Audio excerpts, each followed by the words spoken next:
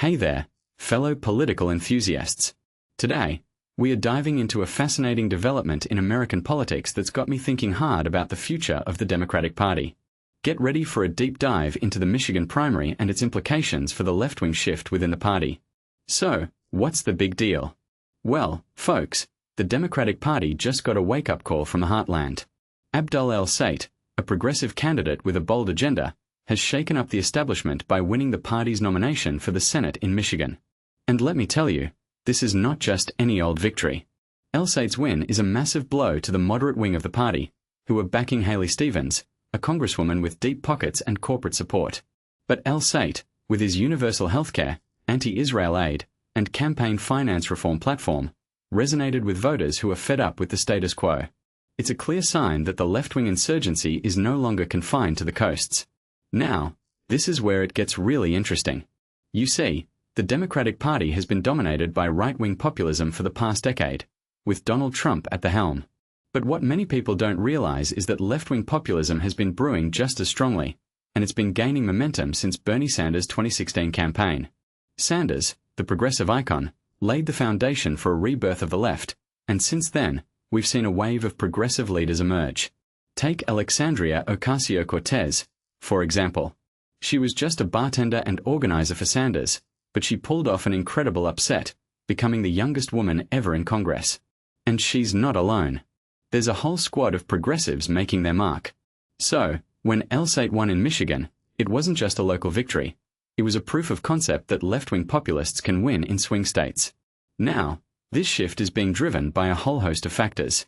Voters are angry about Trump, the cost of living, corporate influence in politics, and the ongoing conflict in Gaza. And here's where it gets really fascinating.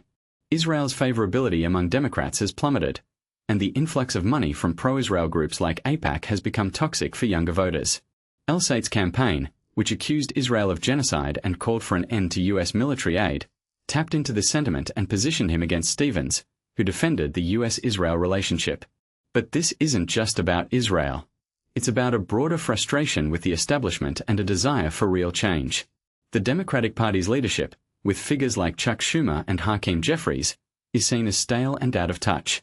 And when you add in the radicalizing effect of Trump, you've got a perfect storm for a revolt within the party. Now, some might argue that the Democratic Socialists of America and other progressive groups are threatening the historic Democratic Party. But I see it as a natural evolution. The pre-Trump era was broken, and people are hungry for a reimagined system with wealth redistribution, stronger unions, and a just foreign policy. The progressives are calling out the corporate class and offering a fresh perspective. However, don't expect the centrists to go down without a fight. They've got the power and the money from Wall Street and Silicon Valley, and they're not going to surrender easily.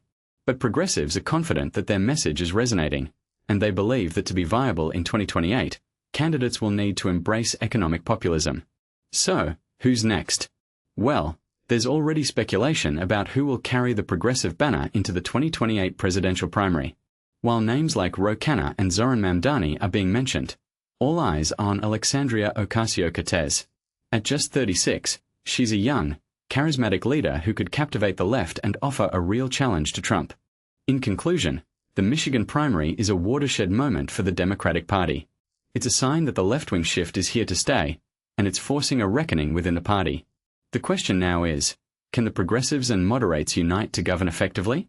Only time will tell, but one thing's for sure, the Democratic Party is changing, and it's an exciting time to be a political observer. I hope you found this deep dive as fascinating as I did. Let me know your thoughts in the comments. Until next time, keep thinking critically and stay curious, my friends.